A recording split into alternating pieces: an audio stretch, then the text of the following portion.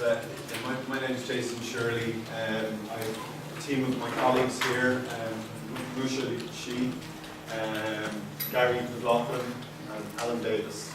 We have two engineers from the Localisation engineering team, and Alan's a lead tester. I'm an audio producer, and what I'm going to talk to you a little bit about is the audio part of games localization. Now, before I get into it, I'll just show you just a couple of things we're going to cover. There's a list of things, obviously a bit of an introduction, the team, what a team is made up of that makes up games localization, and product releases, what is the audio localization, what is audio localization, a typical project spec, and the producer role, pre-production, production, post-production, and software reviews and our recommendations. Okay, so these are just some of the titles. However, I think what's really important for you guys to get the most out of this is I need to know a little bit about you guys. Have you experienced localization at all yourselves? Is this a complete new sort of introduction to localization in games, or where would you be at? I mean, if I was to say who's actually been involved in game localization before, show of hands. Okay. Third. Okay. Okay. And as I said, don't be shy. Ask questions. The guys are here as well who are going to field questions as well, and we try and make it as casual within reason, to try and get a bit of interaction. So as I said, who am I? I'm in games localization since 1995. I started off in an area of games where it was all about education, and have developed into the whole console, PC, and Windows Phone area of games localization. Okay. Right. So to say, please hit me with questions, or the team as well as we go through. So to start with, when it comes to localization, a typical team that we work on one project is made up of a PM, an audio producer, an engineer, and a test lead. Okay? They're the key functions, and they're all responsible for looking after their own area of the localization piece. In Dublin, we have 7 engineers, we have 5 PMs, and 5 testers, and then 3 audio producers. Okay, so just to give you an idea. And the portfolio, an annual portfolio, can vary quite dramatically, but we could be hit by about 30 titles in a given year. Okay, varying in size and scale. Okay, so the types of product releases, I touched on these a little bit, but we're talking about Xbox first-party games. So they're the games that we publish in Microsoft, and the Halos, the Gears of Wars. I don't know if these games are you guys familiar with games? Oh yeah. Yeah, are there gamers out here? Yeah. Come on, hands. Who's a gamer here? There's serious gamers in the room. Yeah. Okay, there's a few. All right. Because this will help these guys as well. They know they need to know, because they'll be using games as reference for the process, obviously. So second party. So we have a couple of other games that we publish, or we work with other publishers where they're publishing the game, but we are actually helping them with the process. And Xbox Arcade, so they're the smaller type games that you see on your Xbox, and they have varying degrees of localization involved. Games for Windows, fairly self-explanatory, and then mobile as well. Okay. Any questions?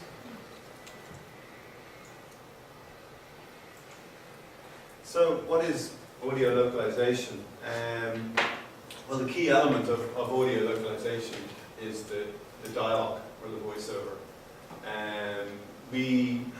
studio partners in different countries around Europe, Asia, and South America as well, where we field the best talent for the actual recording. Just as in when you're doing a film, if say you're looking for a cast, a lot of people go to LA or go to Hollywood to go and find the talent that they want for the title. In the same way, we go to the locations where the best talent is in the different regions. Okay. So the core languages, we have up to 20 languages. I'm not going to list them all because it'll hurt my brain to try and think of every single one. But they're all the Nordics, and they're all the core languages which are there as well. Yeah, there's a lot of languages to manage through audio, and we have partners in those different regions. So FIGs, French, Italian, German, and Spanish, and Latin American or Mexican are our core languages. Okay, they would be the most frequently localized for games, and they're the biggest markets. So that would be why we go with them more often than the others. And I spoke a little bit about the in-country video production. That is so important for us. And we have, over the years, we can quote out where we've done some experiments where we said, okay, can we get a cheaper solution here? How about we go to London and we try recording a couple of French voices there, because there's plenty of French there. There's a crazy amount of nationalities in London alone. You can pick. There's loads of people there, okay? However, their accents are influenced by the actual surroundings. So you end up getting someone who's speaking French with this funny accent, and the native French people pick up on that, and they're like, this is wrong. There's something very wrong here. And so that's picked up on the negative feedback. Hence, we stick with the in-country solution as that. And so, localization, audio localization is broken into, as most of the product cycles are broken into 3 stages: pre-production, production, and post-production. I'm going to talk a little bit more about that on another slide. Okay, well, one area that's really important for us, we're working with a lot of different developers. Our team in Dublin here, we're responsible for more than one title at a time. And it's really important that we work closely with our developers. And there are different scenarios where one developer might be a little bit more cagey and hold things back and doesn't want to actually give us too much. Okay, and there's other situations where they're very helpful, and they'll, yes, come in. We'll tell you everything you need to know. So we have to work amongst those circumstances as best we can. Okay, but it's key to our success is trying to work on a relationship with our developers. Excuse me, Jason. Yes. What is MGS? Microsoft Game Studios. Sorry. No, that's fine. Okay. So the other area that we would work on as well, and this is actually in the past cycle, which would have been last summer. Excuse me, for Halo Reach. I'm not sure, anyone familiar with Halo Reach? Okay, that's a big title for Microsoft. So during Halo Reach, we came up with the idea of trying to market it a bit more through our subs. So in localization, typically we just localize the product, we put it out, and there we go, it's done. We've done our job. This time around, we decided to field a bit more with the marketing team.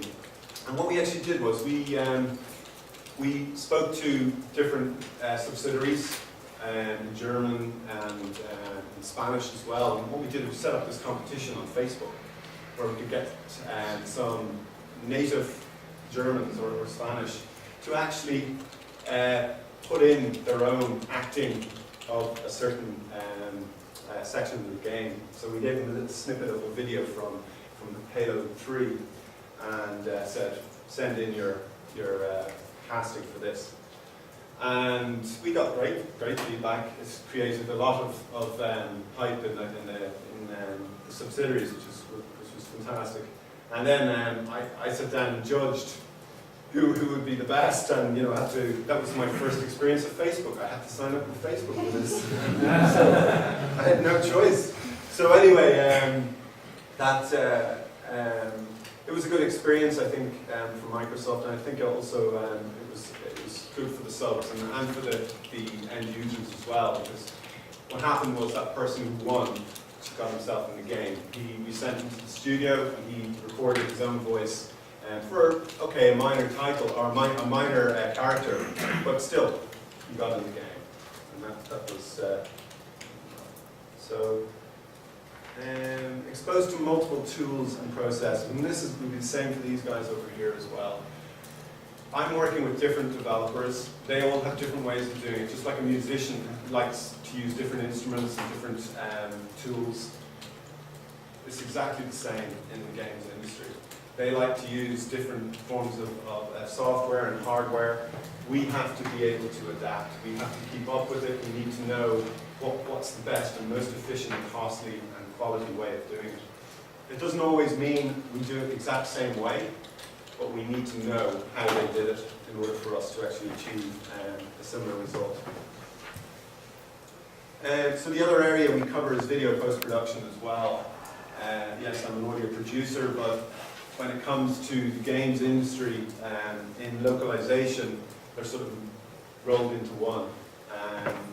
We do the voiceover, the dubbing, and we also can be involved with the interleaving of new videos and re-rendering of videos as well. I'll talk a little bit more about that as we move on. Is that like lip syncing? Yes. Yes. And I mean, we do a certain amount of lip syncing in the actual production as well, and the recording, during the recording as well. I'll talk a bit more about that as well. Okay, so this is a typical title, and this is, let's call it Halo Reach. Okay? These are the kind of figures that we would be working off when we're starting off on a product cycle, when we're trying to create our budgets, we're trying to create our schedule and everything. Okay? So we're looking at 20,000 lines of dialogue, 70,000 words, and I don't know how much this means to you guys, but that 20,000 words, that's like 3 movies. It's a lot of dialogue. 1,000 lines need to match USVO in length, so there are restrictions. Sometimes it's due to lip sync, sometimes it's due to the game engine. It needs a file to be the same length for a cinematic, and it's driven in engine. So the length has to match what the US actually did in order for it to work and not truncate. Okay, so yeah, 40 actors. Remember that's in one language. So if we have 6 languages, immediately the numbers of people that are being moved around and managed is going up dramatically. 85 characters, 15 different effects processes. So we can have effects that are done manually, where we have to sit down with each file and go, right, I'm going to put this radio filter on this file, and I'm going to do it then for another 5, 10 files randomly across the product. Or we can go about it and do it in a batch way, so that we break them out into different categories of effects, okay? So we then are able to use tools like SoundForge, Barber Batch. There's a range of different tools out of Peak and Pro Tools. These are all, I know, probably completely, when it comes to names, I'm not sure. Are there any audio people here even at all? Okay. But yeah, there's one down the back. Okay. So these are the kind of products that we're using. And again, as I said before, we're having to adapt as well to what's the best on the market. So those processes can be done in a batch, was my main point there. You can select a bunch of files, put them into the batch, and it'll do the exact same process to all of those files. Okay? What processes do you refer to as when talking about effects? What do you actually do? Specifically, what types of effects? Okay, so Yeah. alien effect. Okay, Oh, so you might have an alien effect voice where it's pitched down, and they've added a bit of flange. They've added, other distortions and effects onto it to make it sound like an alien. Okay, that's one. Then you can have simple ones, just like you want it to sound coming over a speaker or something, or you want the voice to sound like he's in a cockpit in an airplane. The echoey voice of... Yeah, the reverbs, yeah, that kind of thing as well. So all of those come into that category. Now, the other category is the actual mixing, which is a lot more complex. And it involves, it can either be a stereo mix or it can be a 5.1 mix. Now 5.1, okay, is surround sound, okay. So that involves a lot more work where we have to recreate the session that was used to mix originally. So the music and the sound effects, we've got to mix them all back in again at the same time for the actual localized version. So we have to bring in the localized VO or audio dialogue, okay, and mix it in then with the sound effects and the music. Any questions? Yep. When you're doing this, do you ever take into consideration like what the people of a certain country are going to prefer or like, or is it more restricted? Do you more kind of just have to get it done to work No, with that? absolutely. So now, one of the key areas that we would focus on when we're looking to our markets is the actual casting process. Okay. So when it comes to actually who we're selecting, why we're selecting that person, how well known is that person in that region, that kind of thing, and what sort of a game is it? Are we going for the correct market? So yeah, it's key down to the casting. There are titles where we would adapt our music towards local markets, that kind of thing, that can happen. But it's more down to the actual casting. Or there can be material that's actually localized, specific. It could be translation, it could be content that's actually core and it's changed within different regions.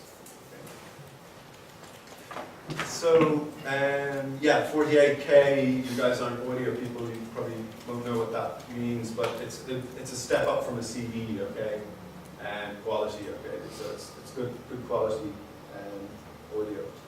And there's a typical sort of schedule based on these figures. You're talking about 11 days recording, okay, 36 days of post-production, right?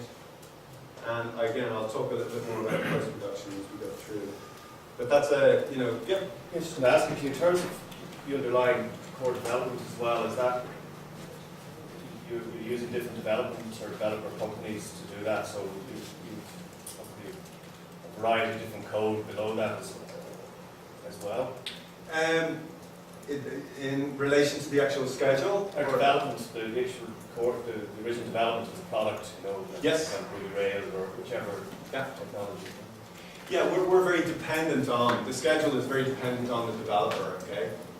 So we receive this information from the developer and then we go about starting our schedule and starting the cycle and the process, okay?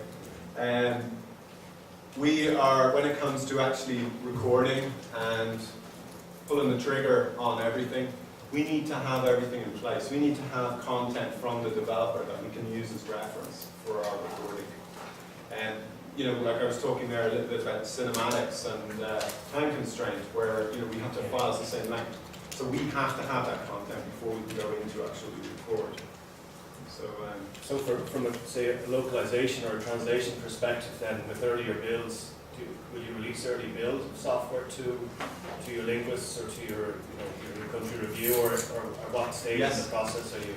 yeah, when it comes to the translation, there's various ways that we go about it, and it's dependent on how the developer, what stages they are at in the process. We try and hold off as long as we can in order that we don't have this massive churn over a long period. But some of the titles, like Fable title, which was, okay, we were talking there about 20,000 files, it had 56,000. So it was just huge. So in that case, we had to stagger. So we had translators jumping on content that we felt was final, and then iterating on that at a later date. Just because we just couldn't get it into recording. And I'll talk a little bit about challenges, but what we're up against is censorship. We have to release our title at the same time as the English ships. Does that answer your question? Yeah. Yep, cool. And just the original question was, though, in terms of the various technologies that, the code the games are written in, Yes. we'll see a variety of those from the different developers. Yeah. So you're handling different platforms effectively, aren't you, as well as? Yeah, well, there's different, the software that's used, and the term that's used for that software that's in the game engine that we connect our audio to, it's called middleware, okay? And middleware, there's varying different types of middleware out there, but basically I could list a few of them that are out there that are core ones that we're using, okay? But there's Exact, which is part of our own internal middleware. There's then Fmod, which is another, it's off-the-shelf third party. There's WWise as well. And these are all tools that are software tools that are designed for audio people that can go in and actually link their content, play it back, and then just drop it into the engineer, into the game, and it just does exactly what it's meant to do. But we are definitely, when it comes to working with the different developers, there's a different process, and there are slightly different technologies, whether it be codecs, audio codecs, whether it's how it plays back. There are differences between, like, for example, PC and an Xbox title, that kind of thing, and even just differently the way the actual folder structure is set up, that kind of thing.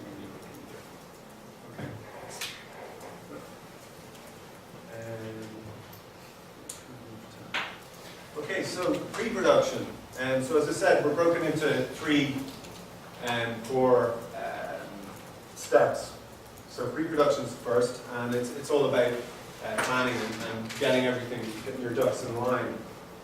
And we work off AV specs, and what you saw on the last slide was a lot of information which we'd be starting to put into the AV spec. Okay, and we'd be looking at trying to create our schedule and our budget at that point. Also then, we're looking at our other peers and trying to work out schedule, how it will impact them. A lot of the game schedules and localization are actually determined in a lot of ways around audio, because audio is a chunk of work that has to be done by a certain time. Otherwise, we knock on to test, we knock on to engineering, and they don't have enough time to deliver. However, we are dependent on the developer directly for actually handing off content so that we can begin our process. Let's see. So the casting, there's two forms of casting. We do database casting. A lot of our partners have databases of talent that have put forward their own portfolio, and we're able to go through. When it comes to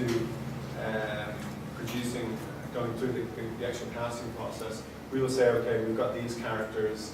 These are the US and the English voices that we're using, and they will take them and they'll say, right, okay, we're going to go and find similar voices or similar actors that can work within those boundaries. We might be, we'll be working off a biography as well, where you've got the age, obviously the sex, the type of voice as well. If there's any particular characteristics of the person's voice, quirky type of voice or something like that. So the other type of casting is live casting. We tend to do that with main characters, or the AAA titles.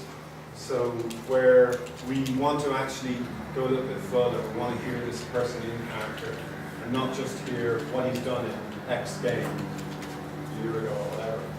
So we do that as well, and when I receive in all of this content, I review it then and make selections based on it. Yeah. So like casting Master Chief, did you have to, people send in demo takes then of them being Master Chief, or? Yeah, in that case what we did was we recorded, we got a number of actors were recorded for Master Chief, and they were given a script. They were told to read these lines and they would try and sound a little bit like the English Master Chief. Yeah. Do you know what I mean? So put on that voice. Just like a film. Huh? Just like a film. Yeah. It's like, Yeah, it's exactly like, and a lot of what you'll see here in the games industry around audio is mirrored by the movie industry. Okay. Jason? Yes. Just curious, when you do your casting, what sort of guidelines do you follow to determine whether you should have one actor assigned for each character, or have one actor for multiple characters? Okay. Yeah, that's a tricky one. Yeah. So what I normally do when it comes to casting, the first thing I'll do is I'll try and do a spreadsheet where I can see where the characters are in the game. Okay, and if I don't get that, if I don't get that from the developer, I'll start mapping up something myself. But I would not recommend going over 5 characters. Okay. But having said that, on a title like Fable, where it's vast, like there's I think there's about 200 or something characters, and you know the chances of coming across the same person within 15 minutes is wild. So I opted to extend it, and that's also based on mapping it. So where are you in the game? How will that work? Or you're not going to be speaking to each other, the same person talking to each other. Those are the things that we just want to avoid. So it's kind of a case by case. It is, very much so. And I think like core characters, main characters, just one. Okay, so Master Chief doesn't do anything else. And that's just, you want it to be unique. You definitely you don't want any risk. Having said that, I'm sure he's probably a router at once.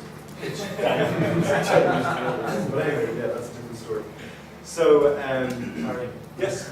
Who makes the final decision then on the talent? Would it be your central team, or do you involve yourselves in that? In The local talent for to do the voices for the games? Okay, so when it comes to the actual casting, I go out to my partners, the different studios, okay, and they would have a lot of talent on their books. Yeah. Okay, so they will then they will give me some suggestions as to who they would see fit for, let's say, Master Chief. Yeah. And I'll have a listen to that, and I'll say, right, yes, this guy's good, no, forget him, this guy's good, Yeah. okay. And then I'll say, right, okay, I'm going to make a call on this, and I'll pick the final one. Now, what I'll do is, when it comes to our subsidiaries, I will field that out to our subs, and then say, right guys, what do you think of this guy? How does he sound to you? I'm not expecting my subs to come back to me and say, he's a fantastic actor, or, do you know what I mean? Yeah. They might know, and that helps, but I'm not expecting them to make a judgment call on the performance Yeah. of the actor, do you know what I mean? But absolutely, the subs are involved in that process. Main characters, again, that we get to. Sorry, Jason, this might be a stupid question. When translators are translating, do they get to see any gameplay, some gameplay, just from the script, or is it a mixture of all those? Only question that's stupid is one that's never asked. Okay, so that's your question. You might be But surprised. yes, it's a good question. No, yes, they do. They get to see a certain level of content, and again, it is product by product. It's not guaranteed that they see content. We would like to give them as much information as possible. I've gone into, I do a certain amount of VO production for the domestic versions as well myself. Okay, so we do the exact same in the core, in the main products as we do in Loc. We give them pictures, screenshots, biographies, okay, so they have a story. They can see what the story is in the game. And then also when it comes to context, they're reading a script, but they also have the dialogue as it's shown in the actual story, so they can refer to who's talking to who, and it's on a ship, and so they have that context as well. Now, when it comes to actually playing the game, the test or some of the translators get to play the game at different periods. For Halo Reach, they were shipped over and told, right, go over, play the game, now you have the context, go back to translation. Okay, so that can happen as well. But again, it's case by case. But you're saying the English or the source language audio guide is the same scenario as the translator, really? Yes. Yeah. So the scripts are written sometimes by the party, they're contracted out, and those scripts have to be ready for recording, and the guy who's going into the studio has to know the context. The director needs to know the context, and so we're always trying to piece together a story so that they can go in and can understand that. So, yeah. See, do you provide those materials to in-house translators or also freelance translators? Because I've been working as a freelance translator for language vendors. Yes. I've translated quite a few things. I've Okay. never seen original classes. I've never seen the Yep. original play or seen the original game. No. Yeah, and the simple answer to that is non-disclosure agreement, and that's typically what it comes down to. When the IP is really important, that we don't release any content, and when there's any risks where people aren't under NDA, we have to sort of hold it in.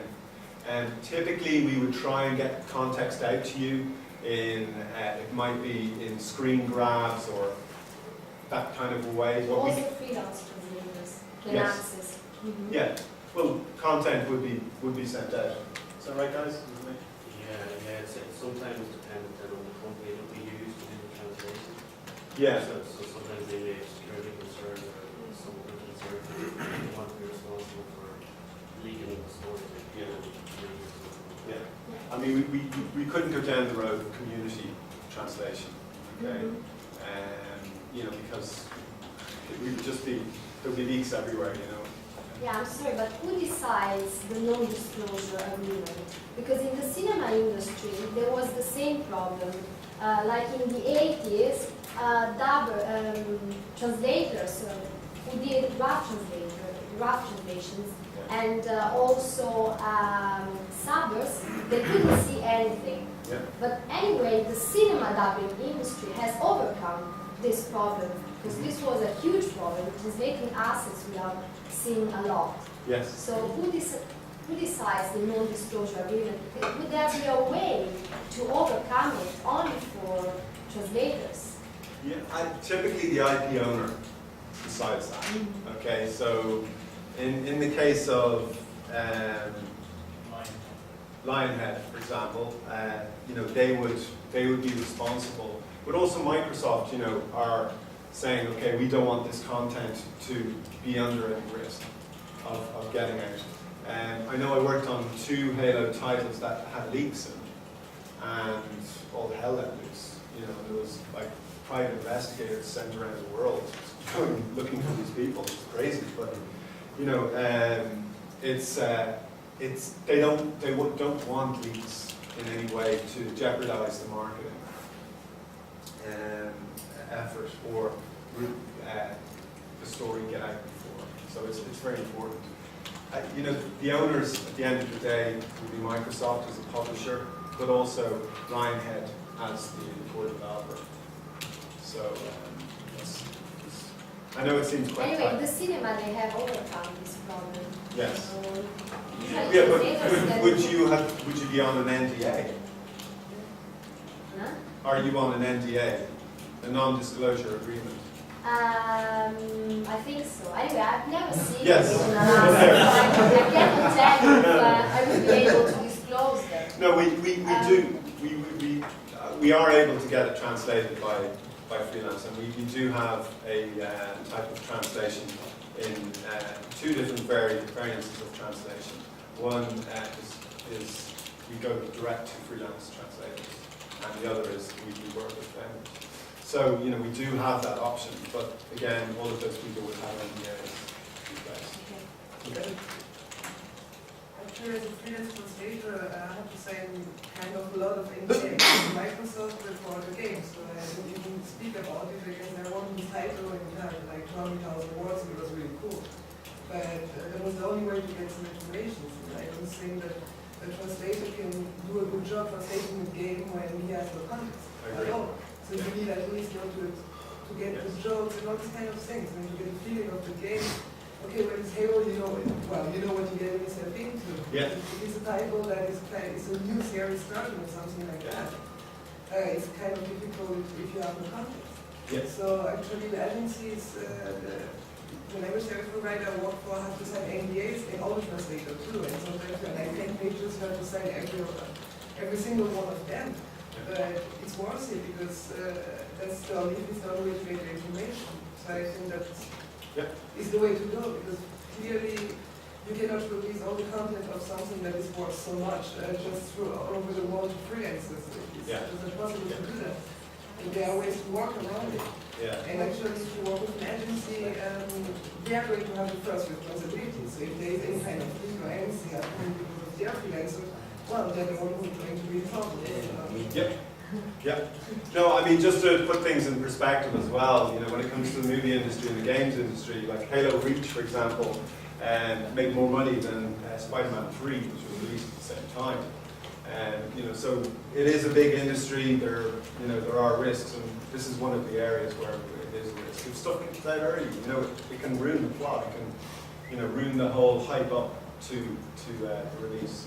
Yeah, the games industry is very secretive, like it's very security conscious, like it's the whole, the person, Jason could be working on a title or somebody else from the team doesn't know which someone's going to be working on titles where the other members of the test team or engineer team don't know access to the information. Was there lots of NDAs you could read? Because like I would thought that like that was more like the Titanic because I think I signed about 3 myself. like the plot was out since, you know, after Halo 1 because of Eric Madden's book or whatever. So that would have been a little bit kind of overkill. Yes and no. I know what you're saying. I totally understand, but it's their baby. They want to hold on. They don't want to, you know, it to be ruined in any way. So it's like, let's keep it quiet and then release it and it to be a nice surprise. So The NDA really just cover the plot. It would cover if you were to see the actual gameplay. You can take that. That's a big thing. The engine they're using, the graphics, stuff like that. So it's not just storyline. Okay, so let me see how we're doing here. So yeah, what we try and hand off to our translators is as much content as we have available. Sometimes what we do is we capture builds as a video, we send it to them as well so they have a bit of context there. And that's also used for casting as well, as I was saying. The other stuff that we use as well for the translation is the actual audio files. We can send it to them, we will, but we don't always have it.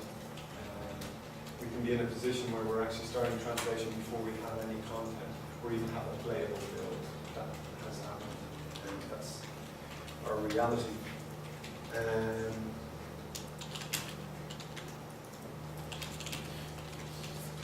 So, yes, so we let me see, we're pretty much done on that slide.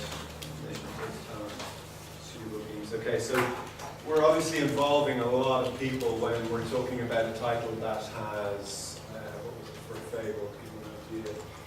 We had 80 actors, okay, across six, seven languages now, can you remember?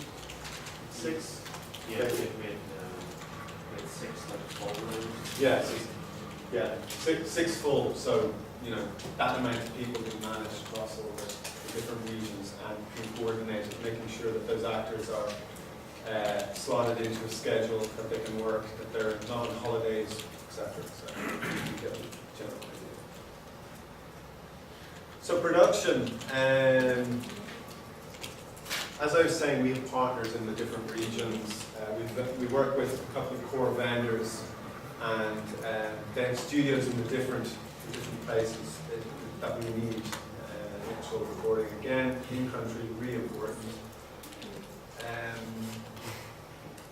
What can I say about their setups, their industry standards, what we use in the movie industry, the talent that they use from the movie industry.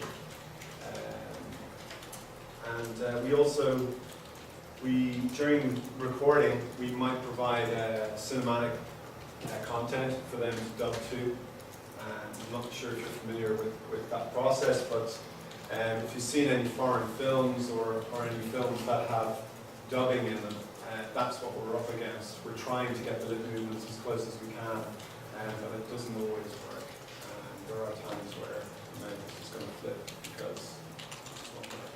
But there is a process involved in getting to the point where you can get it good, and that involves close work with our translators. And we try and focus on getting translators that have that ability to go back and time it, actually time the phrase or the sentence, and then also look at the movements of the lips and work within that. So it is more time consuming. However, more and more games nowadays are actually rendered, the actual lip sync is rendered in game. So the actual lips move on the basis of the actual voiceover. Okay, so they open and close the amplitude. So let's see.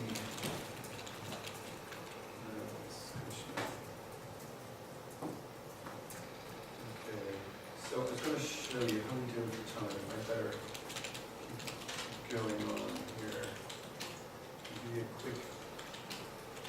I don't know if you guys have probably seen a recording studio before, so this isn't going to be anything special. But you see any of them? On your screens there, the one you can see that. So these are the typical sort of setups that we have in our studios. The live room there, because the actual the cinematic content up on the screen is simply active. Okay. So that's just a quick few seconds. Two pictures. Okay. So on to post-production. And so this is the final stages where all of the actual voice that has been recorded has to be cut up into files. And you guys are probably familiar with MP3s.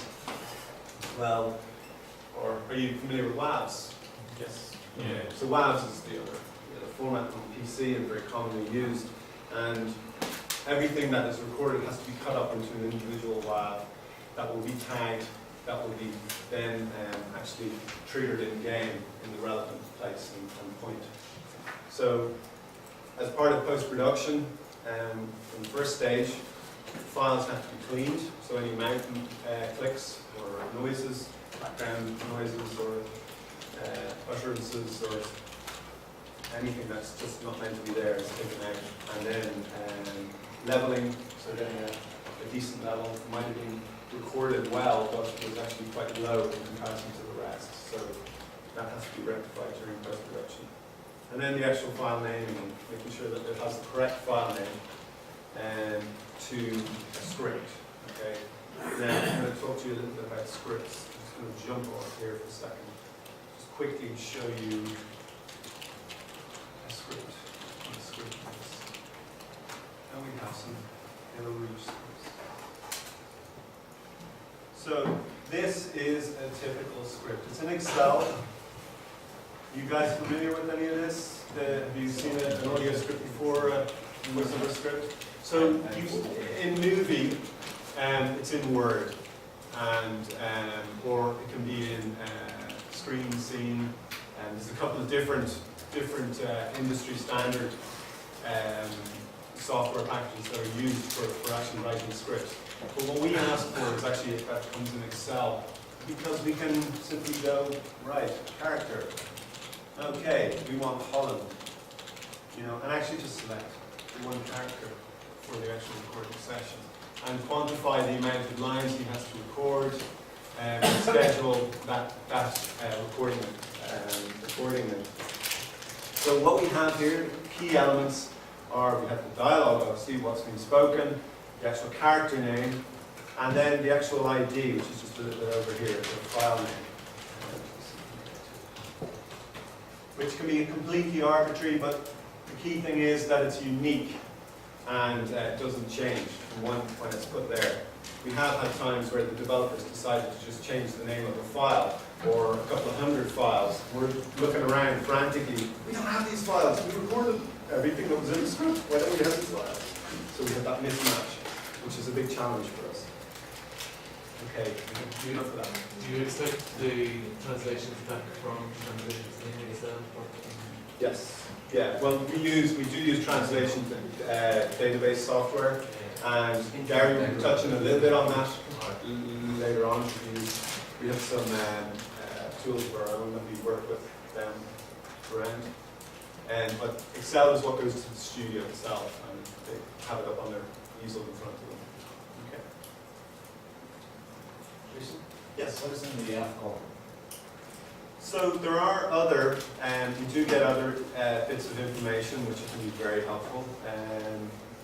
We have just at the moment in there, it's a number of variations, I think it is.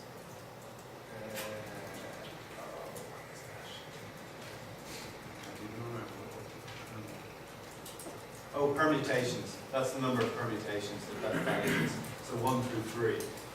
That's the context there. But that's not entirely relevant to us in that situation. What it does tell us is that there's 3 of that type of line of dialogue, and it's just said 3 different ways.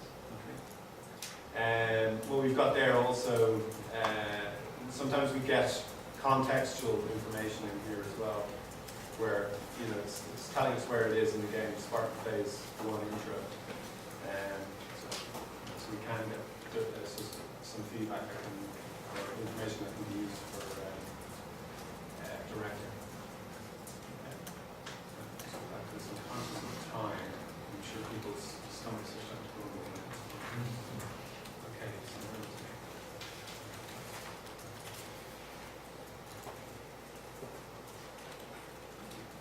Okay.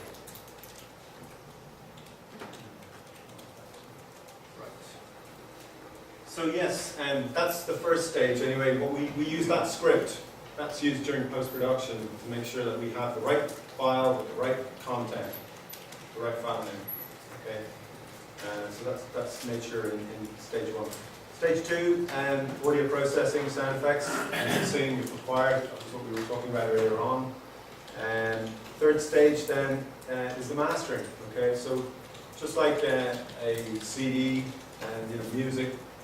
Video, film, there's a mastering process where you've done your mix, you've done everything, now you need to make sure that it all sounds level across the board. And there's not instances where you're going from a cinematic into in-game and there's a difference in level. Okay?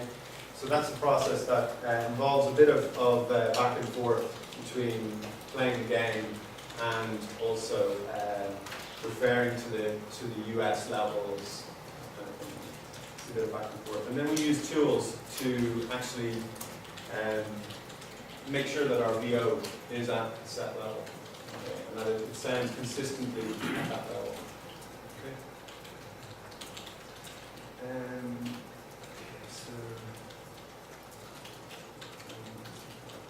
Yes, okay, so there's another part of post-production, and I touched on this a little bit earlier on, where if we're required to localize some videos, we might have to go down the road of actually doing subtitling for them, and we have tools for doing that as well, where the translation has to be done by a translator who specializes in subtitling. It's not about just putting what is said on the screen. It has to be a bit on the screen, so normally it's shorter than what is actually said. And, we have translators that specialize in that as well. We work with them to do that. And during post-production, we have to get those actual subtitles back into the video, and we render them back in. Okay. Yeah. So also when it comes to all of the content, going back to Fable was in total it came to just under 9 gigs of voiceover. Okay, that was how big it was. Now we have to fit the whole game on a 4 gig DVD, so we have to use compression. And we ended up actually getting the 8 to 9 gigs down to just under a gig, which is quite remarkable, really, when you think about it. But that's what we did. We had to do it in order to allow the graphics, the art, and everything else fit on the game, fit on the disc. Now let me see. QA testing and bug fixing. So yes, when we've got everything in the game, we go from getting everything ready, all the files have been mastered. We now go to Gary or Moshe, and we hand off our content so that they can actually put it into the game, okay, with the rest of the load content. Okay. And in some cases, the developer actually recreates our build, and in some cases we can create it ourselves locally. Okay. So again, case by case. But once that's done, the testing process kicks in, and that's where Alan comes in, and his team of testers across all the different languages. So then my responsibility turns to fixing what is broken when it gets into the game. So there could be truncations where content is not matching up. It was meant to be time constrained. Why isn't it time constrained? Well, it's truncating here. There could be issues where it's not doing what it was expected to do, but it's also doing it's doing the exact same in the US version. So it's repoed across all languages. And also there could be performance issues where we've got a certain actor who's just completely off in context. So that information has come back to me, and then we have to look at either a pickup recording if we have time, or we could be looking at edits where, say for example, the context is completely wrong and we don't have time for a pickup session. What can we do here? We've got a line of dialogue that just doesn't make sense. Well, where else does this guy speak in the game? Oh, he speaks over here. Right, where's the script? Find a script and actually find something that can actually work in that context. Or even edit content together to make it work. Okay. And these are desperate situations, and that's not always the case. We would normally go and actually re-record, but there are scenarios where we're close to the wire. We have to make a call. Do we leave it, or can we fix it with an edit? Okay. So, the audio producer role. These are all the people I would have to interact with. So the project manager, the test team, okay, and the engineering team, and Microsoft Game Studios, which it involves all of the developers. Okay, as a publisher, we are working with them as a publisher who have different studios in different areas, and then directly with developers as well outside of the Microsoft Game Studios work as well. And audio vendors, so our partners. And then our Asian partners as well. So there's a local team like ourselves in Dublin, based in Tokyo as well. And they look after the 3 core Asian languages, so Korean, traditional Chinese, and Japanese. Okay. And then there's the tools team. We quite often need to make something better. We need to improve a process, or we're just looking for a tool to do something nice. And so we are reliant on these people as well, and we work with them as a team in Dublin, where we put in our asks. Any questions? So here's some of the software we use. I mentioned a couple of them earlier. These, again, it's not limited to these, but these would be the core ones that we would be working on. Yeah, question? I noticed that some of the ones, there's some overlap between some of the different tools that you listed. Is there standards between Microsoft and specific tools that should be used, or are they based on this particular likes or dislikes of the audio engineer, or how does one choose what to do? So, in the audio industry, there are industry standards, okay, and Pro Tools is probably way up there, okay. You go to most studios around the world, and they will have a version of Pro Tools there, okay, as a recording and mixing tool. It's software and hardware based, okay, so it's predominantly Mac oriented. That explains my Mac here, just in case anyone's worrying. I don't know if anyone even noticed, but anyway, it has Windows on it. So predominantly it's Mac based, but it's also on the PC. When it comes to recommendations to the developers, Microsoft as a publisher, we want them to do their creative best, okay? And again, as I was saying before, it's about what they want to use to get to that point of perfection or creativity. And all of these different tools, there's favorites. Like I've been working with developers over the years, and I know they're going to use the same software that they used the last time because it's their thing. They like using it, and we just have to adapt.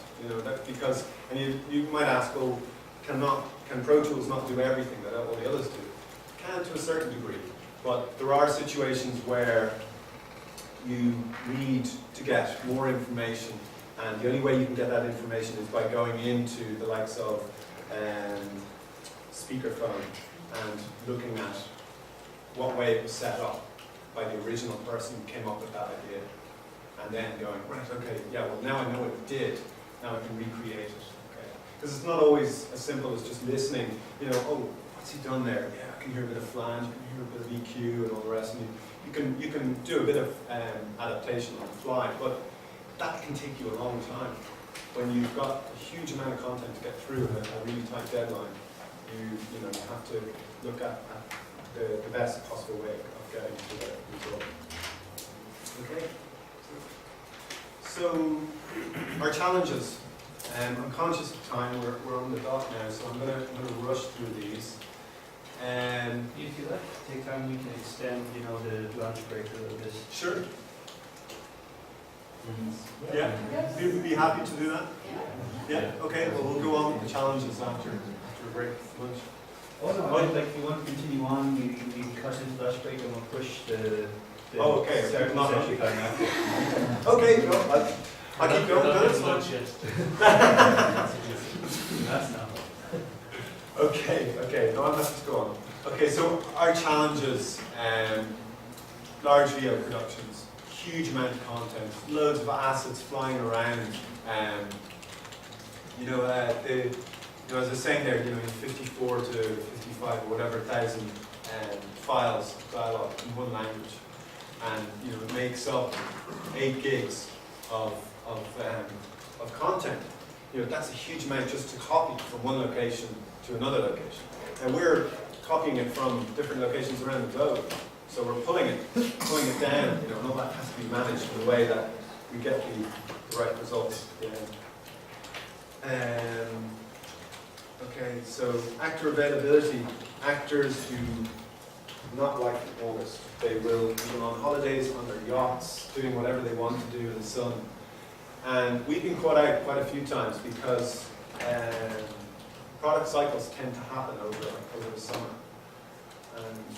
we get closer and closer to August, we're kind of going, come on, you know, and inevitably there'll be some sessions happening in August, and we will be calling up agents and trying to negotiate actors coming back. I did have a scenario where I was going to recast one of the main characters of the Halo title, because she was on a yacht and didn't come back to her pickup session.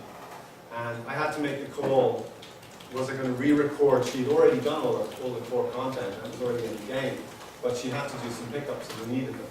So I was in the position where I had to make the decision, was I going to pull it, re-record her whole content, or wait the extra days? So I went on bended knee to the powers that be and got an extra day or so she could stay on her yacht. You must pay them very well if they are all on their yachts. You know? I think actors they're fairly well paid. I mean, yeah. No. Did you hire her again? It's a good question. I did. It was a tricky one though, because she got to the point where she was in the franchise, right? And there's always a fear if you get the actors in and they're on the franchise, they can go, just like in the movie industry, they can go, oh well, you know, it's going to be more this time. So it's you know, yeah, we did call it back. But having said that, I have recast a couple of characters where it just hasn't worked out, where the reaction in the region or whatever doesn't go well, or there's negative feedback comes in, sort of, right? They don't like them, recast them. Let's do something different this time. So, Did you ever have feedback where people got upset if you changed the character? Because one of the things Alex was saying yesterday was that there's a lot of loyalty from one version the fans, to another. that's right. There is a huge amount. I mean, I think in some ways it can be underestimated how loyal some of the fans are out there. I did, to a certain degree, I got some negative, but I also got some positive. And the positive outweighs the negative in the end. And this was for Master Chief Germany. I recast after the first hit. So, and that was based on market feedback as well, that they just didn't like him. He wasn't Dutch, he didn't sound like, you know, the real Master Chief. How do you collect your market feedback? Well, we have various ways. We work with our subs, and that's one way. We also work with our partners and our testing vendors. You know, we field information in the market through our translators, numerous different ways. It's, you know, there's a lot of gamer magazines, websites out there in the different regions, and we'd be pinpointing all of them and pulling that feedback back, and then actually monitoring it and looking at how we need to react to it. So,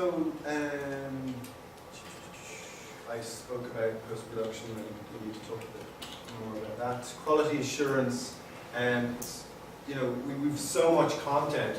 I don't go and listen to every single file of dialogue. I can't. I just couldn't physically possibly do it. So we have a team of people who do that within our vendors, and we've set up a process, a defined process that they have to follow in order to get from through and what and actually define what quality is.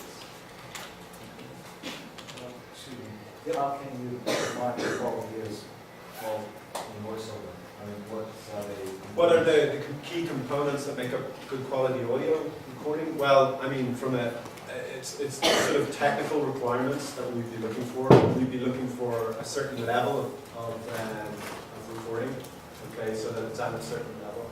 We're also looking for specific types of microphone, preamps, studio environment, okay, no reflections, clean recording overall. So all of that is addressed in pre-production, and also with a sort of a repeating partnership that we have with our vendors. We've been able to get them to the point where we know what quality is and they know what quality is as well. So, you know, when we receive anything that comes in, we're like, hey, hang on, I can hear some reflection of the room in that recording. We push it back, they have to re-record it, you know, because it's not meeting the requirements. But we do have standards of work agreements, SOWs, so we specify exactly what sort of recording, the level, and how it should look actually in Pro Tools. Okay.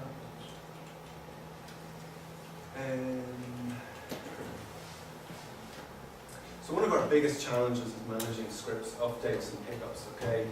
And you might think that we just sort of say, right, okay, actor A, come in, record, there you go. He's done, finished, right, actor B, in you come, out you go. It does go like that, but then we have situations where further down the line, the developer decides to write a number of lines for actor A and actor B. He's already gone off. So how do we deal with that? We have to get a script translated. That's the first thing. We've changed lines of dialogue. What lines have they changed? Do we need to change them? Or are they just an Americanism? That doesn't matter in the localized version. Okay? What internal review? Sorry? What internal review scripts do you have in place? Would that go Internal to review? Yeah, would that go to your subsidiaries before it's So recorded, or- we review our scripts. They're before in the English they're reviewed by geopolitical, okay, Sure.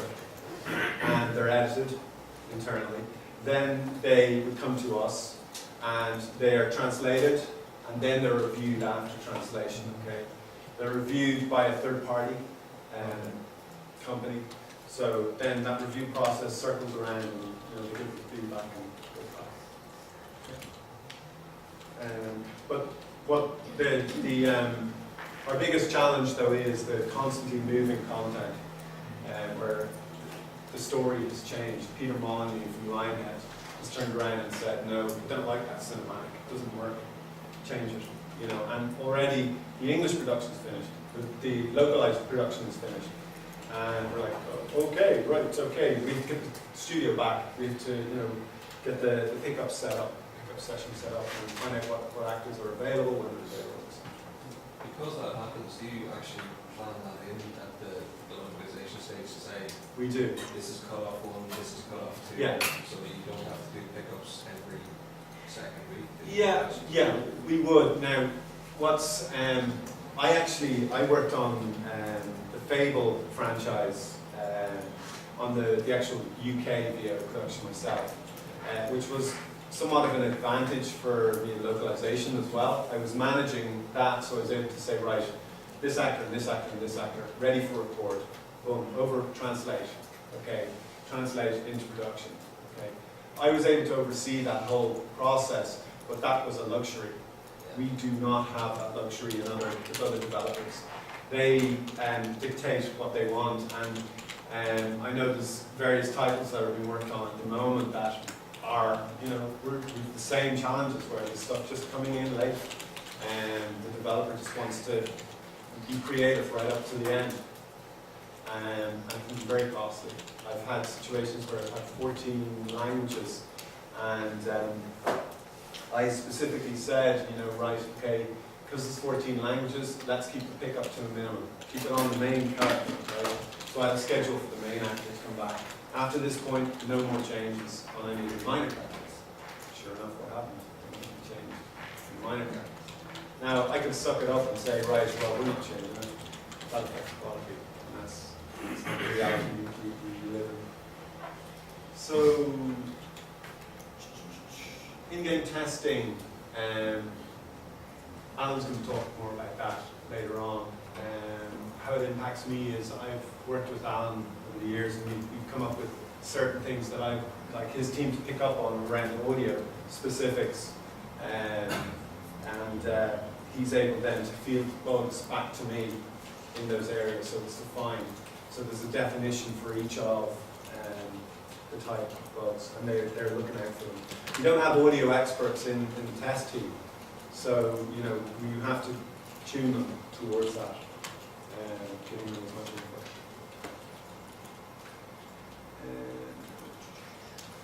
SimShip schedule, I mentioned this earlier, it is critical. We're crunched. We have to have our recording happening immediately after or during the US production, so that we can hit launch at the same time.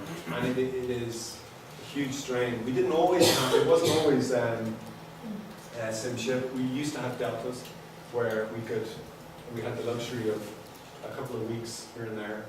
But now it's all about SimShip. It's about getting the product out to market on the same day, around.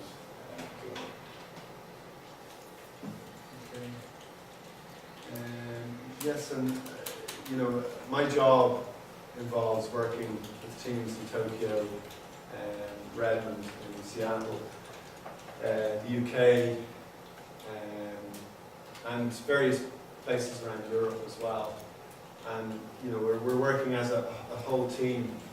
I love it. It's great fun, different cultures, but it is a very you know, diverse sort of team, and it's yeah, so it's all I'm interested in. So VO leveling and balancing, I spoke a little bit about that as well. We do have a challenge where sometimes we get content back from our partners, from the vendor, and they, it hasn't been properly leveled. We put it into the game, and then you've got like, you know, a scene where, you know, there's voices happening, and then, you know, there's dialogue going on, and you can't hear someone's voice over the sound effect on music. And that can be a real headache, because you have to go in and find out what those files are and fix them. But what we do, we look at that proactively, and we actually go in and do a mastering process, as I mentioned to you before.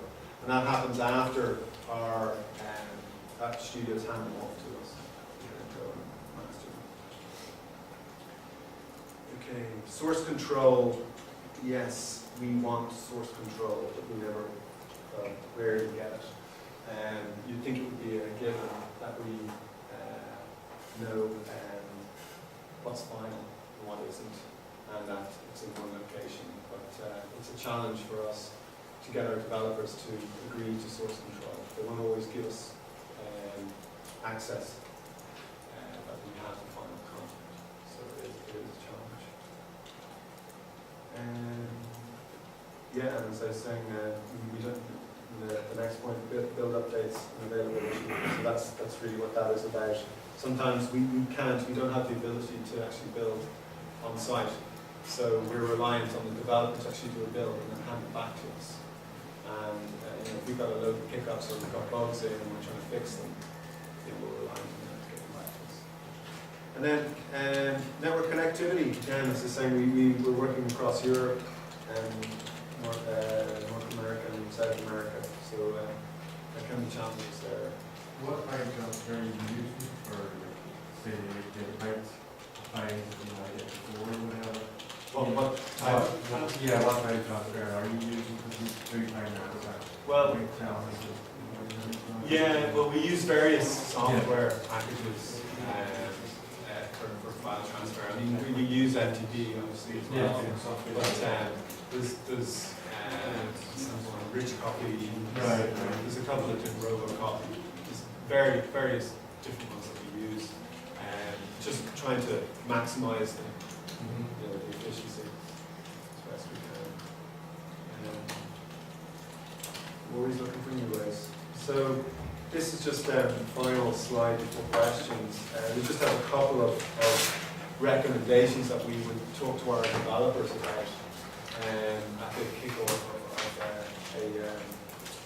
of a product cycle. So use a database and audio scripts and source control for audio access. The database idea is all of the text that is spoken in the game. Ideally, having that in a database would mean that we would have access to that database, and that is where the final content is. As I was saying before, our biggest challenge is trying to manage all the updates, but it's even more difficult when those updates are happening in different locations. So this is really important for us, having an audio script that resides in the database that is source controlled. Okay, does that make sense? Allow for flexibility and timing of non-cinematic VO. So this is a little bit about the actual game design. So there are cases where a file will truncate if it's longer than the US. What we would recommend is that the file doesn't truncate, that it is not time constrained. And then that just gives us a lot more flexibility when it comes to actually recording and translation. And during recording, it costs us a lot more to go with time constraint, almost a half again on the price. So, you know, if we are given the ability to not have time constraint and the file plays a little bit longer, whether it be 10%, that will save us money.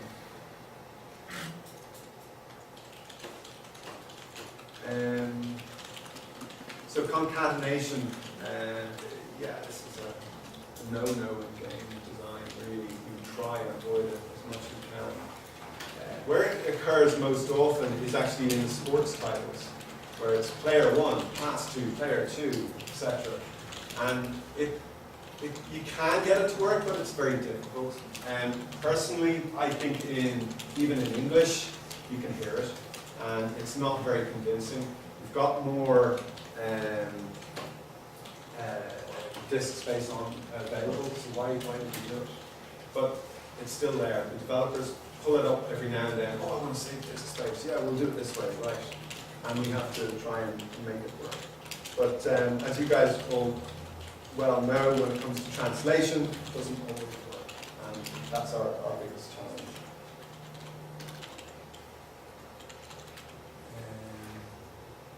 So yeah, when it comes to pre-rendered movies, you guys understand what the difference between a pre-rendered and a game-rendered movie is? No. Okay, so the game-rendered, it's run by the engine. Okay, so the computer is creating the graphics that you're seeing before you. Okay, the animation, and it is streamed. Okay, a pre-rendered movie is one that it's like an AVI or an MP4 or MP4. So it's start to finish, or it's like a movie, for example, that it has its time in it. And the difference from our point of view is it's actually baked in when it comes to pre-rendering. Okay, so if we had a movie that was sent to us and we had to localize it, if it has loads of text in it where there's, well, whether it be like sortie or, you know, different signs that you'd see in an environment, and if we have to localize them, that's a lot more work for us to do in the context of the game. Okay, so what we would recommend is that,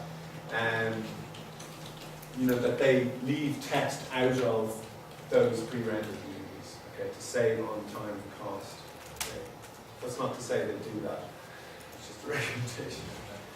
And none of these are, as it were. So let me see.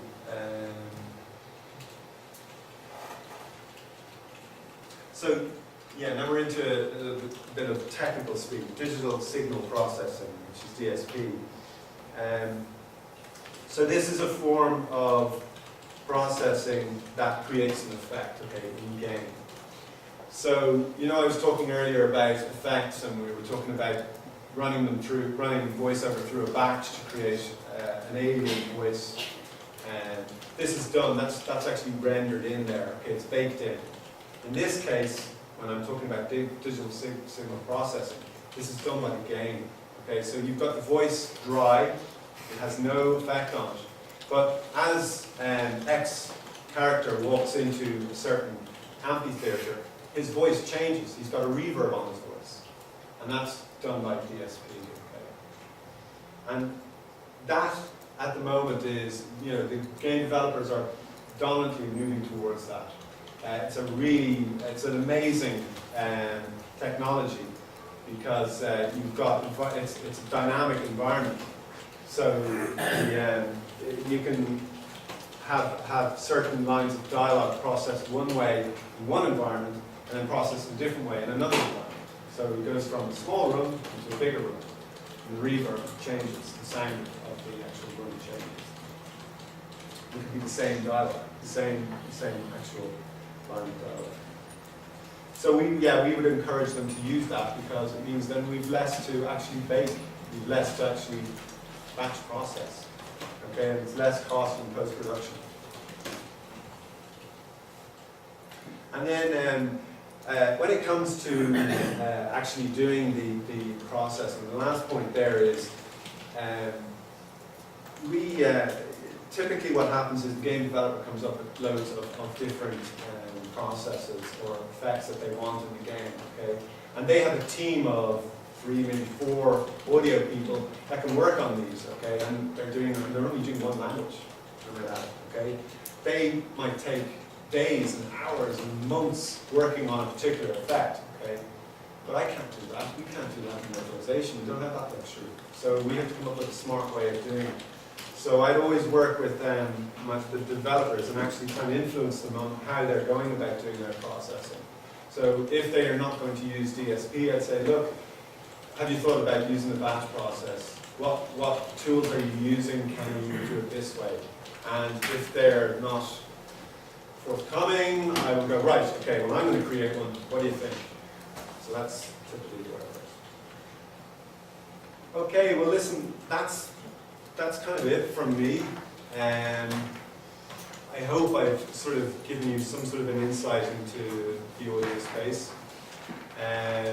Any questions? And hit me with anything that you might want to hear later on as well, because it will help these guys to think ahead of time. Yes? Yes, well, I was wondering if you allow your actors to make changes to the script during recording? Absolutely. You do? Yes. Okay. Yes. In fact, I think the first title I turned around to the directors and encouraged them was Halo, the first Halo title. I actually said, as part of it, and I got permission from the developer to say, right, I want these guys to ad lib.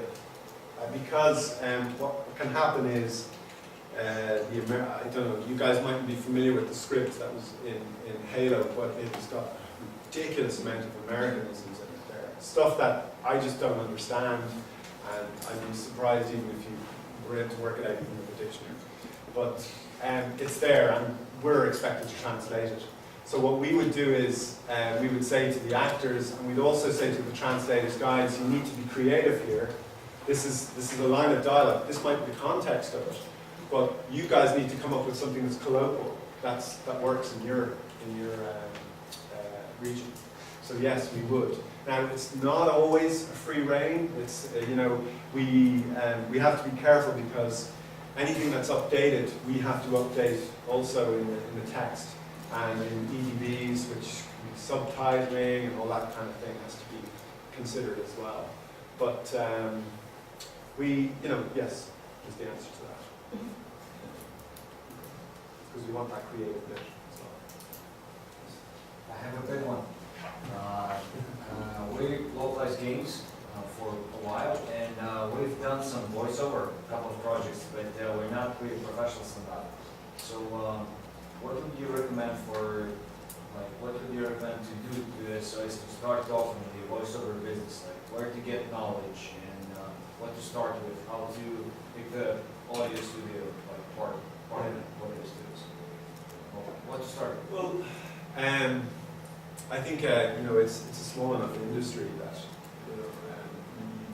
you would be able to. I mean, we can have a discussion afterwards if you want to talk. I can I'm sure give you a couple of ideas around that. But I think localization. Earlier in the year, I was thinking myself, like, where's the community? Where's the localization community at the moment? There isn't very much of one out there. I've been to GDC, the Game Developers Conference, and you look at the developers, they have a huge community. It's amazing, and everyone's learning off each other. I'm meeting up with a Sony or an EA person and talking to my peer and gaining knowledge. Unfortunately, in localization, there isn't that much of a community. But I suppose it's through events like this and other areas of forums that we can gain more knowledge. The C group, special interest group. Yes. That's the new community, no? Yes. Is people not really really exchange knowledge there because everybody wants a piece of the cake and vendors. Yeah. That's why they don't share anything about that because they keep everything. They want to keep their workflow secret. They want to keep their That's right. translator and everything so that they don't go somewhere else. Instead, it's the way it works. So sometimes you don't even know.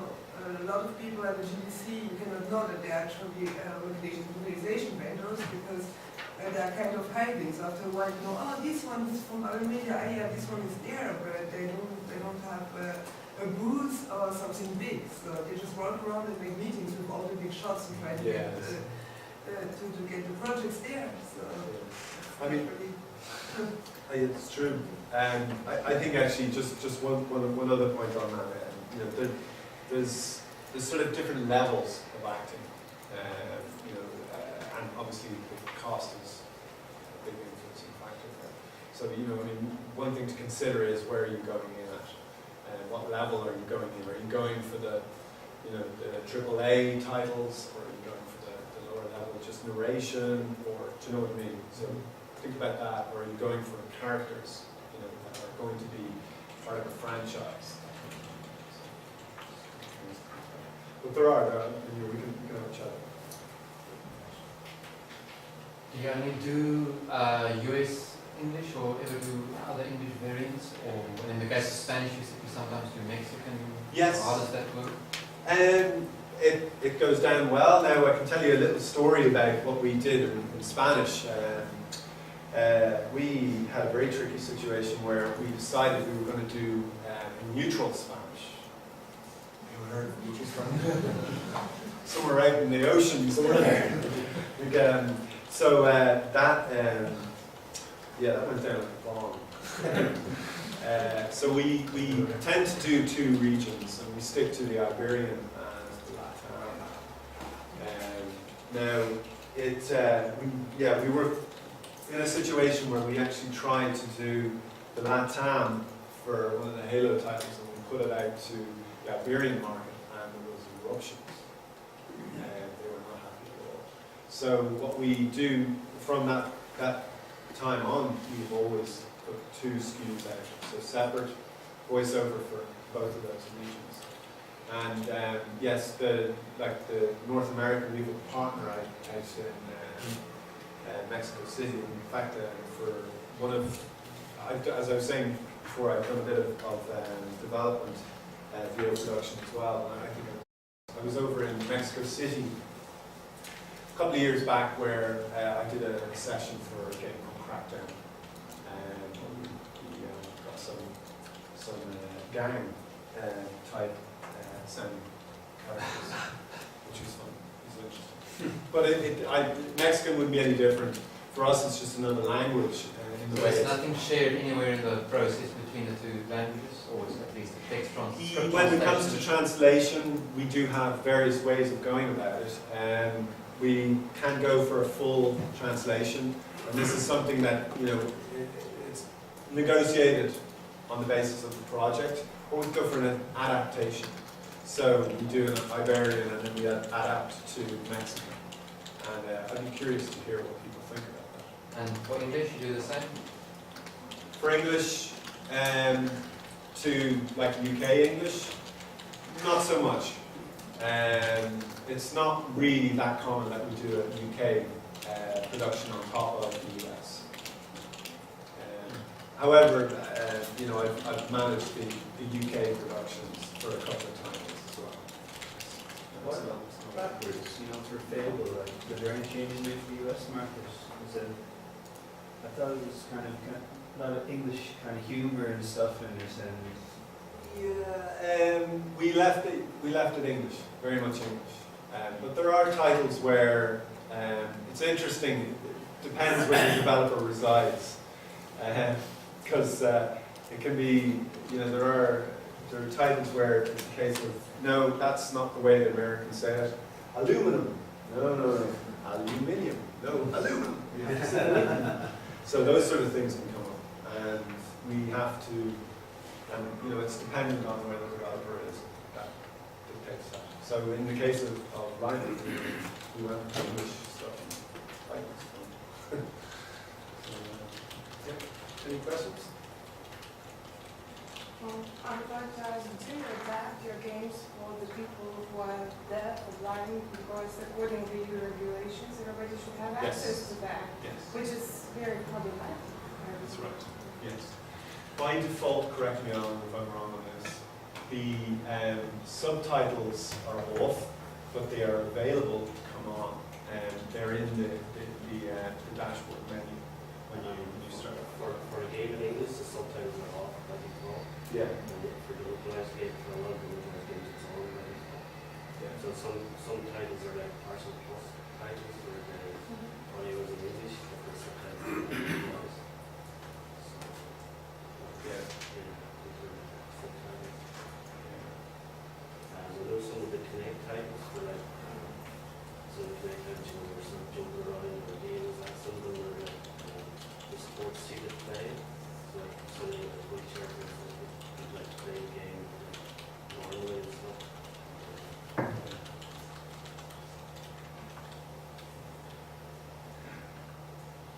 Any more questions? Any more questions, please? Great question.